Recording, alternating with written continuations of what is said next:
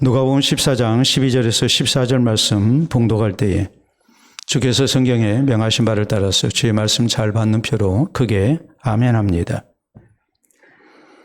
성경 봉독합니다. 또 자기를 청한 자에게 이르시되 네가 점심이나 저녁이나 베풀거든 벗이나 형제나 친척이나 부한 이웃을 청하지 말라. 두렵건대 그 사람들이 너를 도로 청하여 내게 갚음이 될까 하노라. 잔치를 베풀거든 차라리 가난한 자들과 몸 불편한 자들과 저는 자들과 맹인들을 청하라. 그리하면 그들이 갚을 것이 없으므로 네게 복이 되리니 이는 의인들의 부활 시에 네가 갚음을 받겠음이라 하시더라. 아멘. 설교를 시작하면서 사진 하나 보도록 하겠습니다. 여러분 잘 보이지는 않을 겁니다. 식탁이 놓여 있죠. 그리고 이 부분에 이제 쓰여진 글은 나누고자 하는 이는 없는 자를 기꺼이 식탁에 부르고 오라는 말입니다. 그리고 아래에 쓰여진 말은 더 갖고자 하는 이는 가진 자를 애써 식탁에 초대한다라는 글입니다. 우리가 순수하고 진실된 마음으로 가난한 이웃을 사랑하고 또 나누고 섬겨야 함을 가르치는 글입니다. 우리가 세상을 살면서 그렇습니다. 우리의 식사 자리에 누구를 초대하는가 하는 것은 굉장히 중요하죠. 정말로 그 사람을 사랑하고 섬기기를 원하는 사람은 갚지 못할 사람들, 가난한 사람들을 초청할 것입니다. 그러나 상대를 통해서 내가 뭔가 반대급부의 그런 이익을 얻고자 하는 사람은 가진 자들을 초청해서 그래서 식사 대접을 하게 될 것입니다. 우리의 식사 자리가 과연 신앙 안에서 순수하고 또한 진실된 마음 가운데 이웃을 사랑하는 모습인가? 이것을 우리에게 다시 한번 묻고 있습니다.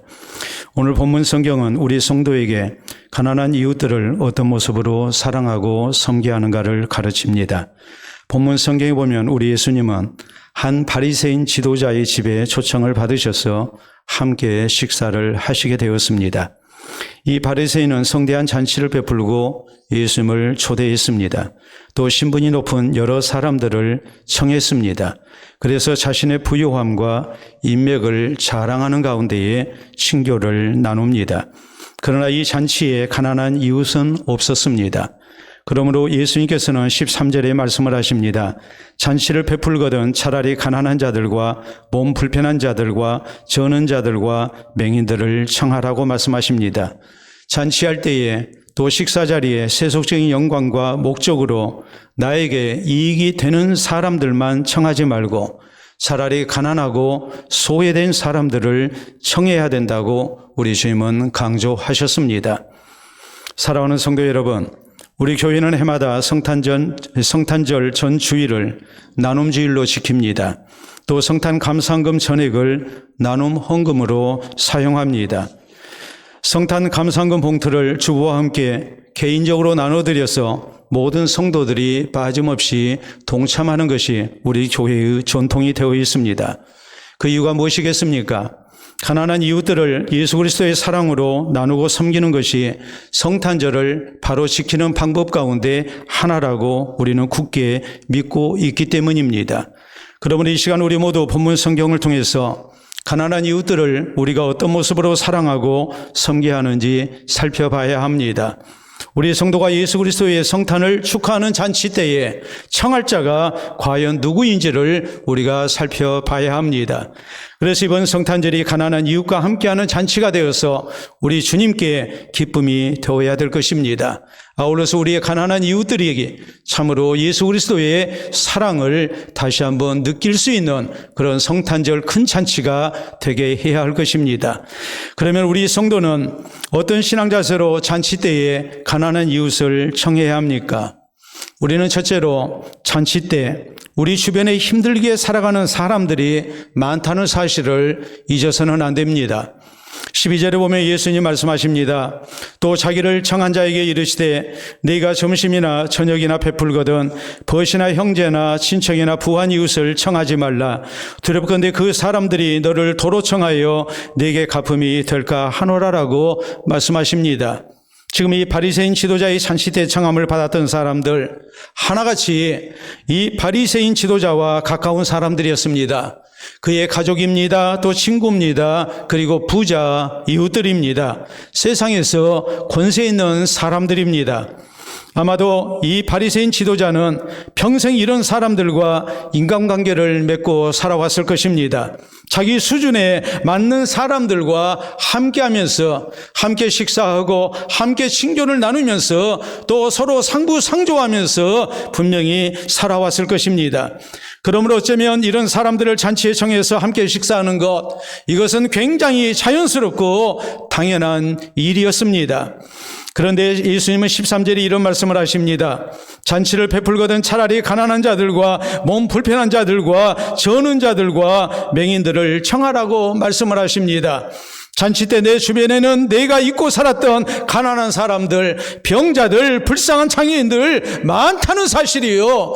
이들을 잊어서는 안 된다고 말씀하십니다. 평소에 나의 세계가 있습니다. 나와 관계 맺고 살아온 사람들 속에 내가 살았습니다. 그러나 이런 세상만 있는 것이 아닙니다. 우리가 살고 있는 이 세상에는 내 주변에는 내 눈에 보이지 않아서 우리가 모를 뿐이지 우리가 관심을 가지고 살핀다면 가난한 사람들이 분명히 많다는 사실을 우리가 기억할 수 있어야 된다는 말입니다. 이 사실을 기억하고 잔치 때에 우리가 평상시 나누는 식사 자리에 우리의 가난한 이웃도 청해야 된다고 우리 주님께서는 강조하고 계신 것입니다. 우리가 성경 신명기 15장 11절에 보면 하나님은 이렇게 말씀하십니다. 땅에는 언제든지 가난한 자가 그치지 아니하겠으므로 내가 네게 명령하여 이르노니 너는 반드시 내 땅 안에 내 형제 중 곤란한 자와 궁핍한 자에게 내 손을 펼지니라라고 하나님 말씀하십니다. 이 세상에는 항상 가난한 자가 있기 마련이라고 말씀하십니다. 내가 배가 부르다고 해서 내 주변에 있는 사람들이 굶지 않고 다 밥 먹고 잘 살고 있다고 해서 모든 사람들이 다 밥 먹고 잘 산다고 생각해서는 안 된다는 말입니다. 세상에는 그 한 끼 식사조차도 해결하지 못하는 또 내일 먹을 것을 걱정해야 하는 그런 가난한 사람도 얼마든지 있다는 말이요. 이런 사람들이 멀리만 있는 것이 아니라 내 주변에도 얼마든지 우리가 살피면 찾을 수 있는 그런 존재로서 우리가 함께 살고 있다는 사실 우리가 기억해야 한다는 말입니다. 이런 가난한 사람을 우리가 기억하고 저희를 도우면서 살아야 된다고 말씀하십니다. 고아들이 있습니다. 과부가 있습니다. 병자가 있습니다. 장애인들이 있습니다. 또 가난에 시달리며 참으로 하루하루를 겨우 마지못해 죽지 못해 살아가는 그런 사람들도 우리 주변에는 얼마든지 있다는 사실을 우리 주님은 상기시키고 계신 것입니다. 성경에 그런 사람이 나옵니다. 한 농부가 있었는데 그의 풍년 들었습니다. 얼마나 많은 것을 거두게 될지 마음이 설렙니다. 그런데 어른들을 보면서 또 자기의 조그만 곳간을 보면서 이런 인생 계획을 세웁니다. 올해 굉장히 풍년이 들었기 때문에 저 많은 것을 걷어서 쌓아둘 곳간이 너무나 비좁구나. 저 곳간을 헐고 내가 크게 지으리라. 그리고 거둬들인 것을 거기에 쌓아두고 내 영혼에게 말하리라. 내 영혼아, 열에 있을 물건을 쌓아두었으니 이제는 평안히 쉬고 먹고 즐기자 하리라라고 했습니다. 얼마든지 그럴 수 있습니다. 그런데 우리 주님은 말씀하십니다. 이런 사람을 향해서 하나님이 뭐라고 말씀하시는가? 하나님께서 말씀하시기를 어리석은 자여 내가 오늘 밤 내 영혼을 토로 취하리니 그리하면 내가 쌓아둔 것이 누구의 것이 되겠느냐? 하나님이 그렇게 말씀하신다고 했습니다. 그 이유가 무엇일까요? 우리 주님은 이렇게 말씀하십니다. 자기를 위하여 쌓아두고 하나님께 대하여 부요치 못한 자가 이와 같다고 말씀하십니다. 하나님이 나에게 많은 것을 주셨습니다. 하나님이 나에게 많은 것을 맡기셨습니다. 그것을 생각한다면 하나님 앞에 먼저 감사해야 할 것이요, 하나님께서 내게 맡기신 거룩하신 목적을 생각하며 우리가 하나님의 이름으로, 예수 그리스도의 이름으로 우리의 가난한 이웃을 배려하고 나눠야 할 텐데 그리하지를 못했습니다. 그러므로 하나님 말씀하십니다. 어리석은 자여 그리하면 내 쌓아둔 것이 누구의 것이 되겠느냐고 말씀하십니다. 내가 쌓아둔 모든 것 절대 내 것 될 수 없다고 우리 하나님 경고하고 계시는 것입니다. 대표적인 자본주의 국가는 미국입니다. 오늘날 미국은 상위 1% 부자가 전체 소득의 50%를 차지합니다. 우리나라도 여기에서 벗어나지 않습니다. 미국의 부자들이 정부에 꾸준히 요구하는 것이 있습니다. 세금을 더 많이 내게 해달라는 겁니다. 부자들이 내는 세금 감세하지 말고 줄이지 말고 더 세율을 높여서 우리가 더 많은 세금을 내게 해달라고 요구합니다. 그 이유가 있습니다. 모든 사람이 공평하게 나눠야 할 것을 자신들이 너무 많이 가져가서 나머지 다른 사람들이 힘들게 산다는 겁니다. 그러므로 미국의 부자들은 세금을 많이 내게 해달라고 요구합니다. 우리나라 부자들처럼 또 부자 정권처럼 부자들 감세하고 가난한 서민들 복지 예산을 줄이고 연구개발비를 줄이고 하는 것이 아니라 더 세금을 많이 내게 해달라고. 그러고도 부족해서 천문학적인 기부를 합니다. 그래서 가난한 사람들과 나누기를 원합니다. 분명한 사실은 인류 역사를 놓고 볼 때에 어느 시대나 어느 나라나 항상 가난한 사람들, 사회적 약자는 존재하고 있다는 사실입니다. 아무리 나라가 부강해져도 경제가 발전하고 국민 소득이 높아졌다 할지라도 생활 수준이 전체적으로 향상됐다 할지라도 항상 가난한 사람은 존재하고 있습니다. 사회적 약자는 우리 곁에 있습니다. 우리가 이 사실을 잊어서는 안 됩니다. 1980년 4월 영국의 사진작가인 마크 윌스의 사진 한 장이 전 세계인들, 특히 미국과 유럽 사람들에게 큰 충격으로 다가왔습니다. 이 사진은 아프리카 우간다의 기근을 보도한 사진이었습니다.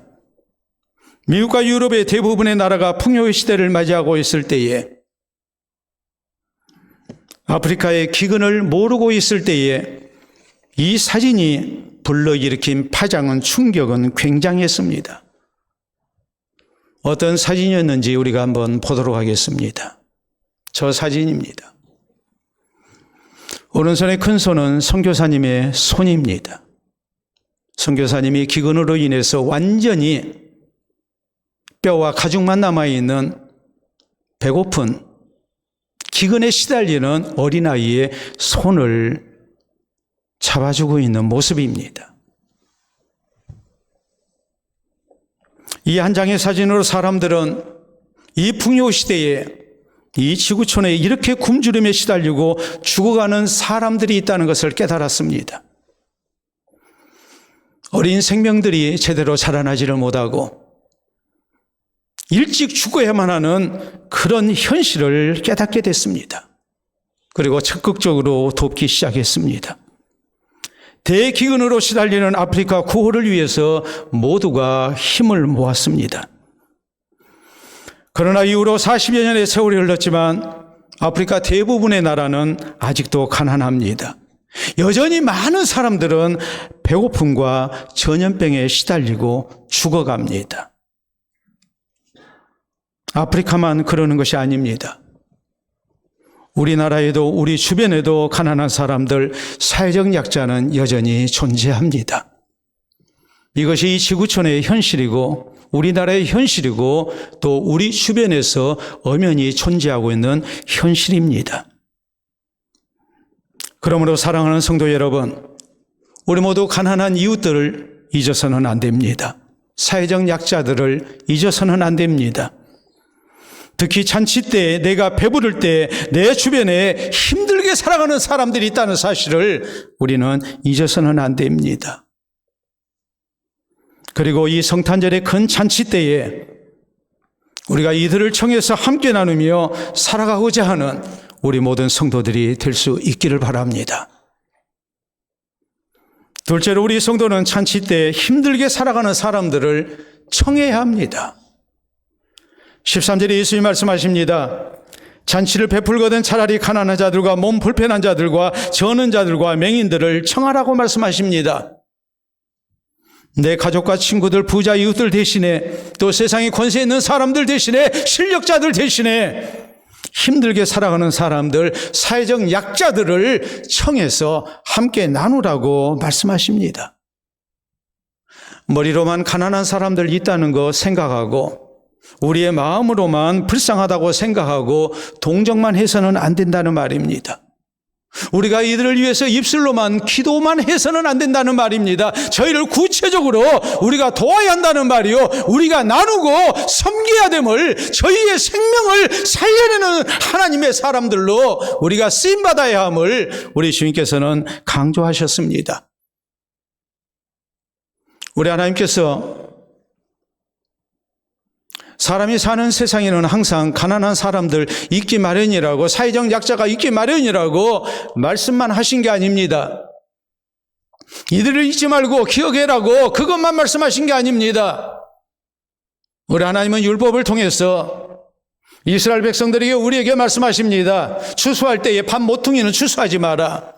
땅에 떨어진 이삭은 다시 줍지 마라. 과일 다 따지 마라. 이 모든 것은 고아와 과부의 몫으로, 또 가난한 이웃의 몫으로, 이방 나그네의 몫으로 남겨두라고 하나님께서는 분명히 말씀하십니다. 우리가 잘 아는 보아스는 부자였습니다. 반면에 한 지역에 살고 있었던 룻이라는 여인은 일찍 남편을 잃고 시어머니를 모시고 혼자 사는 가난한 과부였습니다. 그러므로 추수 때에 보아스의 밭에 와서 땅에 떨어진 이삭을 주워갑니다. 그 모습을 보고 보아스는 일꾼들에게 명령해서 일부러 땅에 이삭을 많이 두게 했습니다. 그리고 룻으로 하여금 자존심 상하지 아니하고 그것을 주워가게 합니다. 마음으로만 동정하지 않았습니다. 안타까워하지 않았습니다. 내가 할 수 있는 일이 무엇인가? 이것을 생각하며 나누고 섬겼습니다. 야고보서 2장은 행함 있는 믿음을 강조하면서 우리에게 이렇게 말씀하십니다. 만일 형제나 자매가 헐벗고 일용할 양식이 없는데 너희 중에 누구든지 그에게 이르되 평안히 가라, 덥게 하라, 배부르게 하라 하며 그 몸에 쓸 것을 주지 아니하면 무슨 유익이 있으리요? 이와 같이 행함이 없는 믿음은 그 자체가 죽은 것이라 하라고 우리에게 말씀하십니다. 지금부터 2년 전인 2021년 11월 12일에 있었던 일입니다. 70대 한 노인이 노란 봉투를 들고 서울 서대문 경찰서 신촌 지구대를 찾아왔습니다. 미국에 사는 친구 부탁이라고 하면서 지구대장에게 봉투를 전하고 떠났습니다. 우리가 사진을 보면 이렇습니다. 여러분 사진을 보시게 되면 저 노란 봉투와 그리고 노란 봉투에 담긴 사연이 저렇게 거기 쓰여져 있었습니다. 봉투 안에는 $2,000짜리 수표가 있었습니다. 편지 내용은 이렇습니다. 미국 뉴욕에 살고 있는 72세된 노인의 사연인데 1970년대 중반 강원도 한 시골 마을에서 상경을 했습니다. 신촌에서 아르바이트를 합니다. 너무나 가난했습니다. 늘 배고팠습니다. 하루는 일을 마치고 집에 돌아오다가 신촌시장 뒷골목에서 리어카에 홍합을 파는 아주머니들 봤습니다. 홍합에서 피어오르는 김과 그리고 풍기는 냄새를 봤을 때에 더 배가 고팠습니다. 먹고 싶었습니다. 그런데 수중에는 돈이 한 푼도 없었습니다. 그러므로 부끄러움을 무릅쓰고 홍합을 파는 이들 아주머니들을 향해서 이런 얘기를 했습니다. 내가 홍합이 먹고 싶습니다. 너무 배가 고픕니다. 근데 돈이 없습니다. 돈은 내일 내가 갖다 드리겠습니다. 한 그릇 먹을 수 있겠습니까? 그때 한 아주머니 한 분이 선뜻 따뜻한 홍합 한 그릇을 내줬습니다. 정말 맛있게 먹었습니다. 그러나 그에게는 다음 날도 돈이 없어서 갚지 못했습니다. 차일피일 미루다가 그는 이 사실을 잊어버리고 말았습니다. 도저히 우리나라에서는 먹고 살기 힘들겠다 싶어서 그에게 미국으로 이민할 수 있는 기회가 주어졌을 때에 그는 자기 인생을 걸고서 미국으로 이민을 갔습니다. 악착같이 일을 했고 열심으로 벌었습니다. 그러나 그의 마음속에 50여 년 동안 마음의 빚은 남아 있었습니다. 문득문득 생각이 납니다. 이제는 먹고 살만하게 돼서 이 빚을 갚아야 되겠다고 생각을 하고 부끄러움을 무릅쓰고 이 편지를 보낸다고 사연은 밝히고 있습니다. $2,000짜리 수표를 보내니 지역 내의 어려운 분들에게 따뜻한 식사 한 끼라도 대접해 주시면 감사하겠다는 내용이었습니다. 그러면서 그분은 이렇게 썼습니다. 내게 선행을 베풀어 주신 아주머니에 대한 감사의 마음과 속죄의 심정으로 내가 부탁을 드립니다. 그러므로 신촌지구대 대장은 $2,000를 환전한 226만 6,436원을 신촌동 지역사회 보장협의체에 전달을 했습니다. 그래서 어려운 이웃들을 돌보게 했다는 기사였습니다. 내가 받은 은혜에 대한 진정한 보답이 무엇인지, 또 진정한 이웃 사랑의 모습이 어떠해야 하는지를 우리에게 보여주고 있습니다. 사랑하는 성도 여러분, 성경은 요한일서 3장 17절로 18절에 말씀하십니다. 누가 이 세상의 재물을 가지고 형제의 궁핍함을 보고도 도와줄 마음을 닫으면 하나님의 사랑이 어찌 그 속에 거하겠느냐. 자녀들아, 우리가 말과 혀로만 사랑하지 말고 행함과 진실함으로 하자라고 말씀하십니다. 그러므로 우리 성도는 마음으로만, 말로만, 기도로만 우리가 가난한 이웃을 동정하는 사람 돼서는 안 됩니다. 잔치 때에, 내가 식사할 때에 정말 힘들게 살아가는 사람들을 기억하고 기회가 되는 대로 저희를 청할 수 있어야 됩니다. 구체적으로 도와야 합니다. 나누고 섬겨야 됩니다. 이웃사랑을 우리가 그리스도인으로서 실천해야 합니다.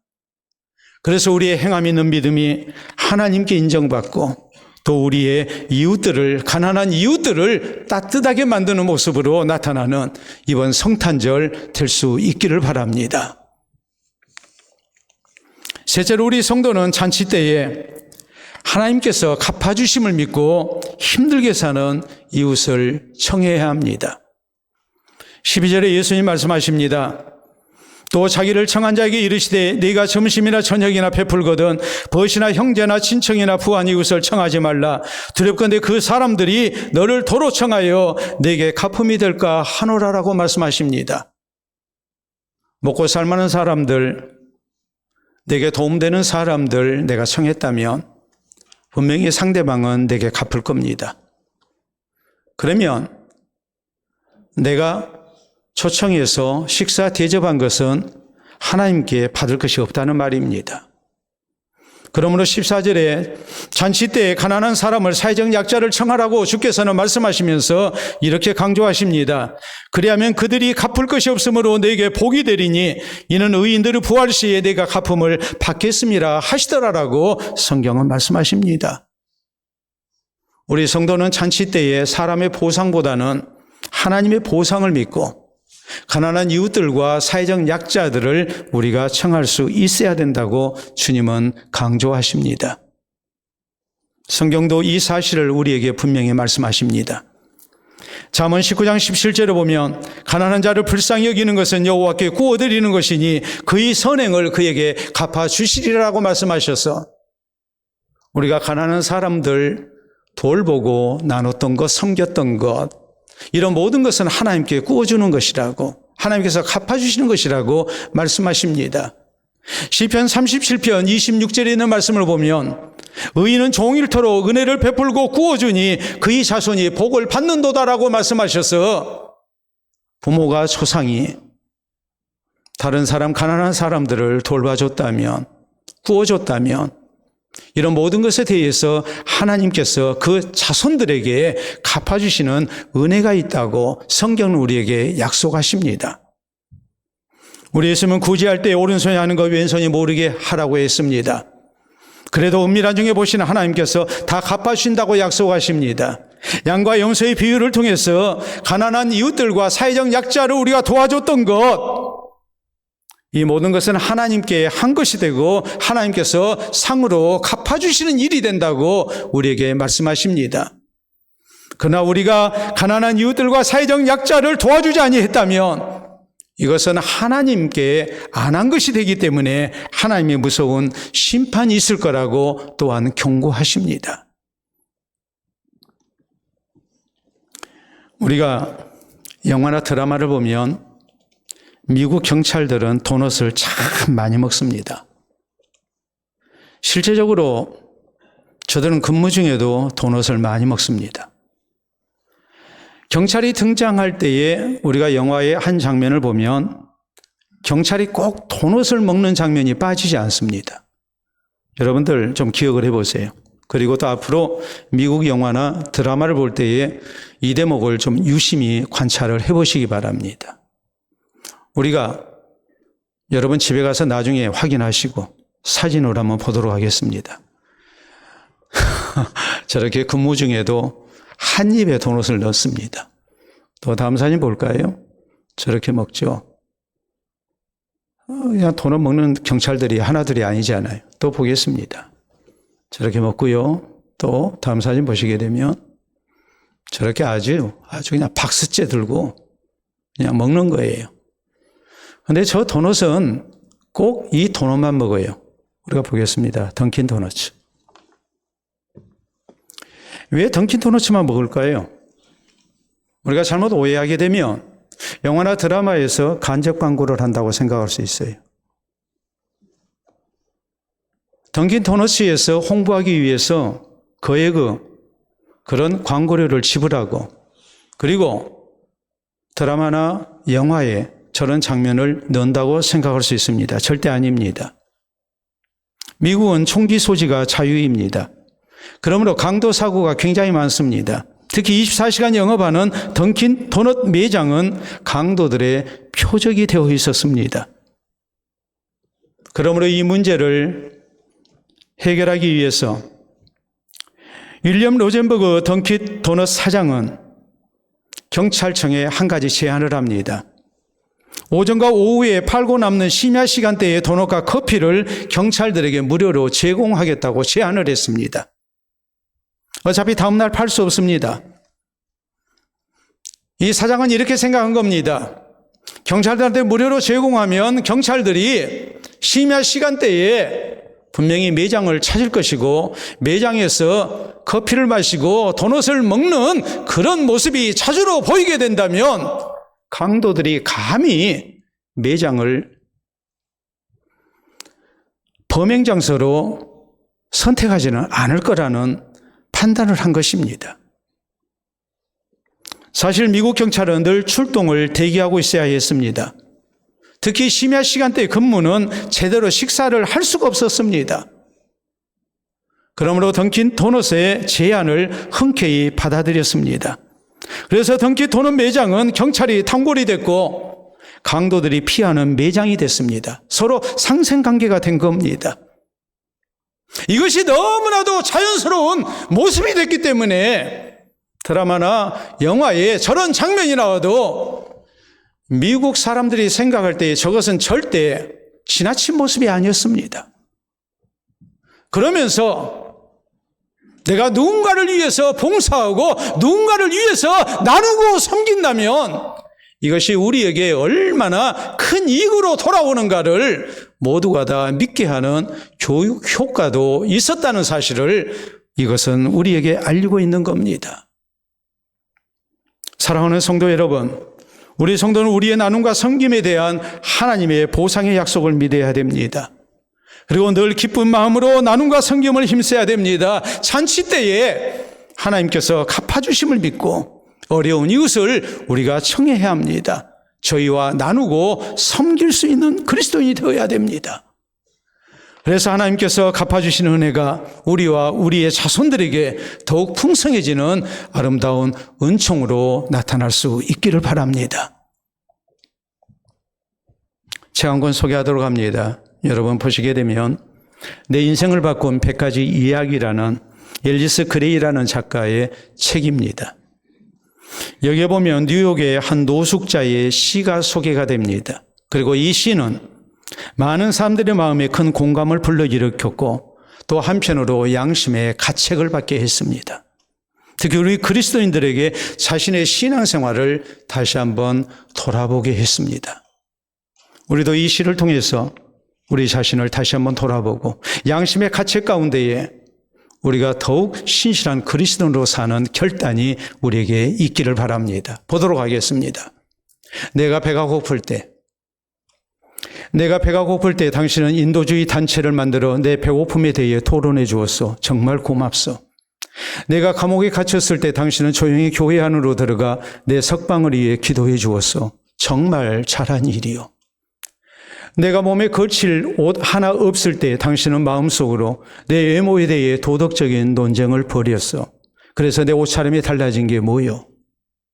내가 병들었을 때 당신은 무릎 꿇고 앉아 신에게, 하나님에게 당신과 당신 가족의 건강을 기원했어. 하지만 난 당신이 필요했어. 내가 집이 없을 때 당신은 사랑으로 가득한 신의 집에 머물라고, 하나님의 집에 머물라고 내게 충고를 했어. 난 당신이 날 당신의 집에서 하룻밤 재워주기를 원했어. 내가 외로웠을 때 당신은 날 위해 기도하려고 내 곁을 떠났어. 왜 내 곁에 있어주지 않았어? 당신은 매우 경건하고 신과도 하나님과도 가까운 사이인 것 같소. 하지만 난 아직도 배가 고프고 외롭고 춥고 아직도 고통받고 있어. 당신은 그걸 알고 있어.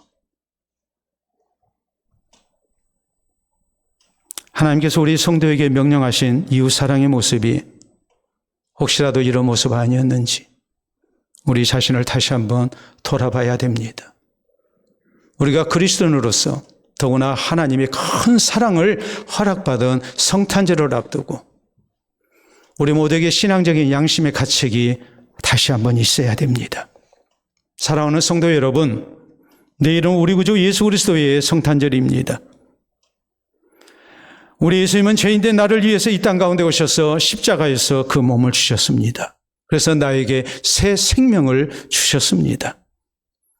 그러므로 구원 얻은 우리 성도는 마땅히 예수님을 따라서 우리가 이웃을 사랑하고 섬겨야 됩니다.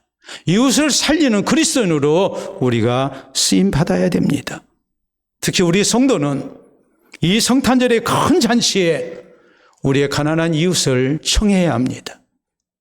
우리 주변에 힘들게 살아가는 이웃이 많다는 사실을 우리가 다시 한번 기억할 수 있기를 바랍니다.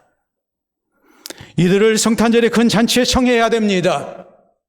우리의 헌금을 통해서, 우리의 나눔을 통해서 우리가 실제적으로 저희와 나누고 섬기고 돕고 저희를 사랑할 수 있어야 합니다. 하나님께서 갚아주심을 믿고 기쁨 가운데 풍성한 손길로 우리가 나누고 섬길 수 있기를 바랍니다. 그래서 이번 성탄절이 가난한 이웃과 함께하는 가운데 우리 예수님께서 기뻐하시는 큰 잔치가 될 수 있기를 우리 주님의 이름으로 축원합니다. 우리 함께 기도합니다. 이 성탄절에 어떤 계획을 세우고 계십니까? 어떤 선물을 기대하십니까? 나를 통해서 예수 그리스도의 사랑이, 하나님의 사랑이 꼭 필요한 이웃에게 전해져야 된다고 믿지는 않습니까? 다시 한번 우리 연약한 이웃들, 가난한 이웃들, 사회적 약자들 기억합시다. 그리고 저희를 이 성탄절의 큰 잔치에 우리가 청할 수 있기를 바랍니다. 우리 하나님께서 기뻐하시고 영광 받으시는 성탄절 될 수 있도록 우리의 나눔 헌금을 통해서 이 지구촌에 가까이서 멀리서 하나님의 손길, 우리의 손길을 기다리는 우리의 연약한 이웃들을 우리가 따뜻한 사랑으로 섬기고 품는 성탄절이 될 것을 우리가 기도로 다짐할 수 있기를 바랍니다. 기도합니다.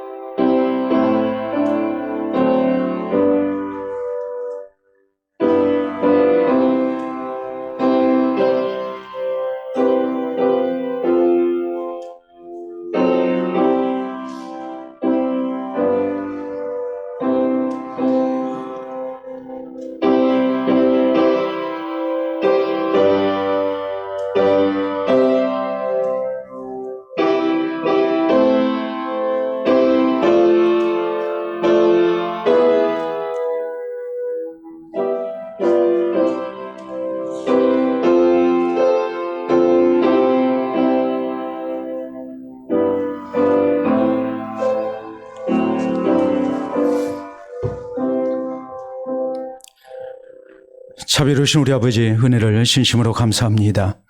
세상 많은 사람들 가운데 우리를 특별히 하나님의 자녀되게 하시사 우리 주님의 큰 사랑을 덧입게 하시고 우리 주 예수 그리스도의 성탄을 맞이하여 우리가 감사와 기쁨 속에 하나님 앞에 영광을 돌려드리며 또 우리 주님과 더불어 기뻐하는 귀하고 복된 은혜를 우리에게 주신 것을 진심으로 감사합니다. 그러나 이 큰 잔치에 우리의 연약한 이웃들이 또 사회적 약자들이 함께할 수 있기를 원합니다.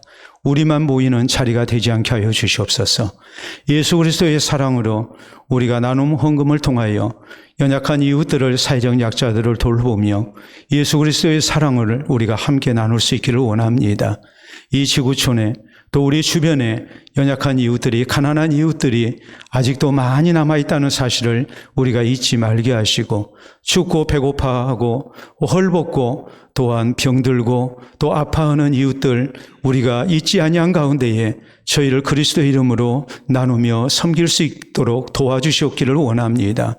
우리의 손길이 더욱 풍성해지게 하시고 저희를 그리스도의 따뜻한 사랑으로 우리가 섬기는 중 저희가 하나님의 사랑을 덧입게 하시고 예수 그리스도의 성탄절을 기뻐하며 우리 하나님께 함께 영광을 돌려드리는 거룩하고 복된 큰 잔치의 성탄절이 되게 하여 주시옵소서.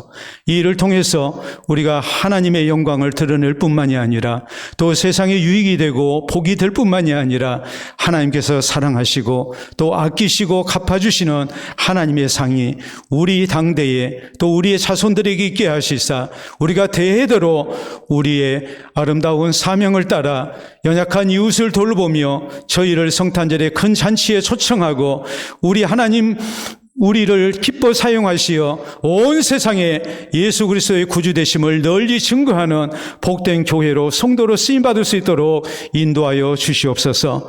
감사하며 예수님 이름으로 기도하옵나이다. 아멘.